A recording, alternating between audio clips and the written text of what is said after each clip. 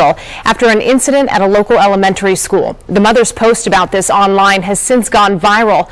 Meanwhile, the school district is saying the students were, quote, horseplaying.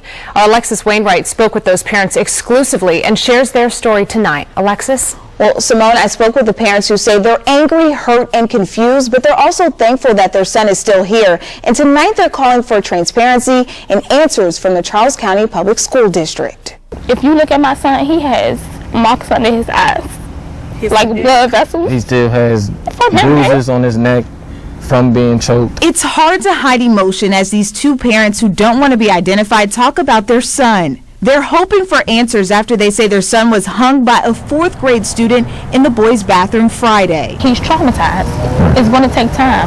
This is not something that he's going to get over just overnight. Paperwork from the hospital lists one of his injuries as a neck contusion, which is caused by blunt trauma to the neck. The 7-year-old is a 2nd grader at C. Paul Barnhart Elementary School in Waldorf. Charles County Public Schools says they're aware of the incident and sent a statement saying, in part, 2 of our students were reportedly horseplaying in a school bathroom when one student's jacket got caught on a stall door hook. The student was not able to free themselves, and the other student involved was also not able to help them. It doesn't make sense to me. If you're horseplaying, how do you get caught on a hook? We need answers. I want answers, and we won't stop until we get answers. And now the parents say they're sharing their side of the story in hopes of preventing this from happening to anyone else. My son did tell me that when they were in the bathroom, he said that the little boy told him, I'm going to show you how I did people back in the day. That's why I feel like it's bullying, because it's no telling how many other kids this has happened to. And they want the school district to step up. I want to see a policy in place. I would like to see at least hallway monitors. I want to know why is a 4th grader in the same hallway or the same bathroom as a 2nd grader. Most schools have them divided. I feel like this is very unacceptable. And these are all our children, and they are the future. So we need to protect them. Like, we sending our kids to schools every day thinking that they are safe. And the 7-year-old has since been released from the hospital and is still recovering. His parents tell me they won't be returning back to school, but they hope to hear more updates from the district soon. Reminder on this tonight. Thank you, Simone. All right, Alexis, 7 years old. Hard to wrap your mind around this tonight. And double honors to the elder apostles and the bishops of Great Millstone. Honors as well to you, brethren, you fellow believers of this truth. Shalom to the elect. So anyway, I had this video sent to me by the brother Judah Tribe 69. I think his channel now is Judah Tribe. Sends me a lot of these clips, and I said, well, when I'm working on other videos, if it's a short clip like this, I'll just jump in and report it, because this is reincarnation, right? And that was when I heard, you heard it, what the woman said about what her son said. He said, this is how we do back, how I did it back in the day. Now, a lot of people may say, well, that was learned behavior, the parents taught him. I'm not doubting that either, because he comes through the line of his people, right? Now, they didn't say whether it was a white child or so-called black child, but you do know it's this spirit. It don't have nothing to do solely with the flesh. You got Caucasians with brown skin, right? So you can't say that. This is clearly something that happened in the past, and it just rebounded, right? And secondly, why would he say I did this back in the day, right? So this is what makes me believe more so it's a reincarnation thing. Let's read a scripture. I'm only going to read a few scriptures on this. Ecclesiastes 1:9, the thing that has been, it is that what shall be, and that which is done is that what shall be done, and there's no new thing under the sun. Is there, see, like styles and fashions, when you look at the Roman Empire, you see it here in America. So there's no differences. It's pretty much the same with a little added technology. The name of it might have changed, but it's still the same situation, same scenario, right? It says, where we at? No new thing under the sun. Is there anything where it might be said, see, this is new, with a question mark? It has been already of old time, which was before us. there is no remembrance of former things. Why is this saying there's no remembrance of former things? Well, people will go to the Christian scholars, because they're not prophets, and say it's just going into not remembering the history, right? But you don't remember your past life, right? Neither shall there be any remembrance of things that are to come after, with those that shall come after, right? You know, your lineage coming back. You don't know your future. You don't know your past. You know, the Lord made us like that because it's all about the elect, right? Let's get Jeremiah 2:14. This man, another bothersome thing about the video is this child father. You know what he said? He said that they're all our children. This is what he said. He said they're all our children. That's all that matters. Now he's talking about the one that hung him and the one and his son. Now, I've been in elementary school many years ago, right? And we know damn well they have a code to building those stalls and the hooks on those stalls. How does a 7-year-old jump up on a hook and hang himself? And if he was even tall enough and just happened to be tall enough, you would think that would be a safety situation from day one. They would know that. You would have different cases of it. Clearly, this is something new. So how did he find himself up on a hook and his feet dangling, right? So that's very hard to do for anyone, to put themselves up there and do that, let alone a 7-year-old. And then you see what the school says. The school don't want any heat. They're covering it up. They're sweeping it under the rug. This is why it's a good idea to take your loved ones out of those situations. I guess that's the best way I could say that. Anyway, this man doesn't care. He just still wants to love all the little children of the world. You got to understand, it's bigger. When your soul comes back, it has to come back as a child. Your soul is not going to just jump into a grown body. It will choke. This is why children are so playful. They run around and they become acquainted with that new body, right? It says, is Israel a servant? Is Israel a homeborn slave? Why is he so spoiled? This is the question we would ask.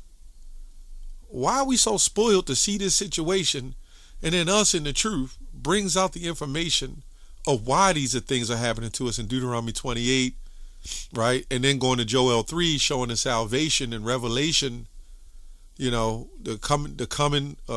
history and the coming situations, destructions, and whatever else. These people don't care. They will steal his little son, got blood clots in his eyes. I think they call petechial hemorrhages, where the little spots in their eyes turn red and the vessels bust in their eyes. Yeah. But you know what he'll say? He'll do just like they do in the church when they go to church on Sunday. They'll stand around and praise. As I always say, and I'm not having enough saying this, you always have oppressors who kill you, destroy you, make you sick, and then tell you to love everybody. You know how easy that is, or how damaging that still is to a people that has been totally depressed, right? Totally destroyed. And it's so easy to tell them to love everybody. If we had people in servitude, it's easier for us to say, you know what, y'all need to love one another. And the sick part about it, we'll do the same thing to each other. We'll shoot, kill, harm, and hurt one another. But then when we do this to somebody that looks not like us, we get the swift judgment. But you saw that woman, that white cop woman that shot, what's her name, Botham, and killed him. The brother got up and gave her a hug, and the judge gave this white woman a hug. This is what we living in. This is why judgment must begin with the house of the Lord, man. You don't want to listen? Get judgment. Anyway, Daniel 8:25, and through policy Also, he shall cause craft to prosper in his hand, and he shall magnify himself in his heart. Right? And this is what he's managed to do. You had people on here talking about they're blaming Trump for this. So you see the meltdown of society. This is exactly what's happening. And all these things that this man has set forward is going to start backfiring. Right? It says, through his policy, he shall cause craft, witchcraft, conniving schemes to prosper in their hand, and he shall magnify himself in the heart. Make America great again, you know? Love all, okay? And by peace, he shall destroy many. Right? Because let's go to Jeremiah 8 and 11. Right? Is it Jeremiah 8 and 11? Yeah, 8 and 11. It says, for they have healed the hurt of the daughter of my people slightly, saying peace, peace, when there is no peace. No, this is not just talking about some women. The daughter of his people is talking about the Israelites. Right? It says, for they have healed the hurt of the daughter of my people slightly, saying peace, peace, when there is no peace. And this is what we're saying. As long as you people continue to accept the so-called regime, the system, and you believe in everything it's saying, and these are all our people, these are all God's children, you're going to keep getting judged. Right? That's why the scripture says in the book of Jeremiah, let me see if I can find it real quick. I think it's Jeremiah 51 or Isaiah 51. Let's see what it says. Let's see where I'm at. Yeah, Jeremiah 51 and 17, right?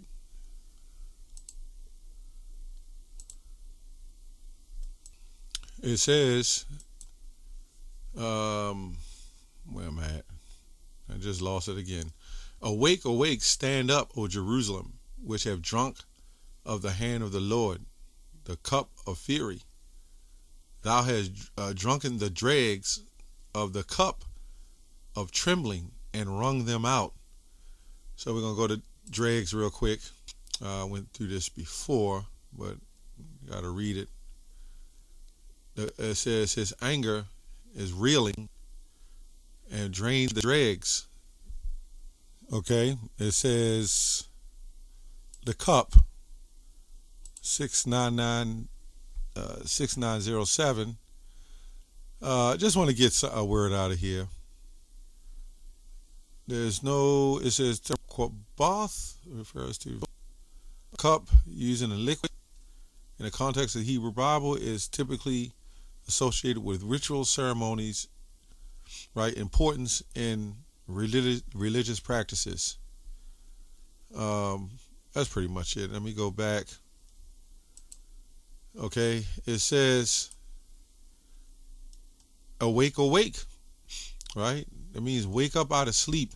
You've been asleep too damn long, man. Put on them garments, put on this word of the truth. Anyway, let's go to Sirach 12 and 10. Never trust thine enemy, right? His wickedness is destructive. I guess this is a good news translation. As rust, watch out and be on guard against him, even if he acts ever so humble. So, you know, if this young man knew he was an Israelite, right, number one, he would have the Lord with him, you know, if he's of the elect. But he would have a chance, man. This young man don't have a chance. And these parents don't know what to do. This also proven that parents that got fathers and mothers in the home is not as destructive, but almost as destructive. There's no gray area. You're either with the Lord or you're not. So his father can't even save him because his father has got that spirit, which the Lord can only save him, but his father got that spirit of like the wife. You know, it's crazy. Anyway, I didn't want to make nothing long out of this. I just want to